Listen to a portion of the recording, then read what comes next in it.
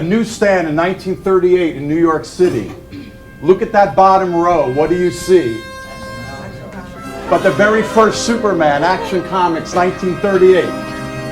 It unleashes the onslaught of superhero characters. Batman, Captain Marvel, Captain America,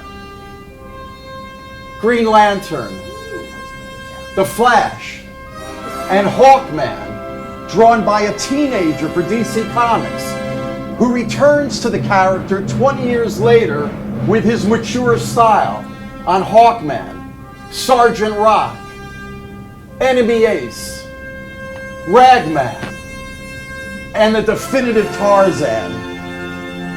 Ladies and gentlemen, who is this artist who did these 5 iconic comic book characters? The Kubert School Media presents on inaugural Founders Day, celebrating the history and legacy of the one and only Joe Kubert. And my name is Arthur. Thank you.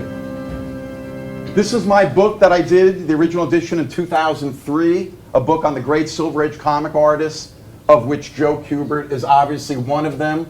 If you look closely at my cover, you can see inside I made sure Joe was represented with 2 of his key characters, Sergeant Rock and Hawkman. You can see in my introductory spread how I put the 2 images there. Each artist had a kind of portrait, and then I ghosted another key image behind the type. So those are 2 out of the 5 key characters, and we all know Joe created many great characters, but I narrowed it down to these 5. Now, where did I get the classic center image there that Joe drew in 1968 that appeared on this comic book page with DC Comics? A kind of a tongue-in-cheek autobiographical story that appeared in this annual that DC Comics put out in '68 to honor their great artists like Carmen Infantino, and Kubert got issue 3.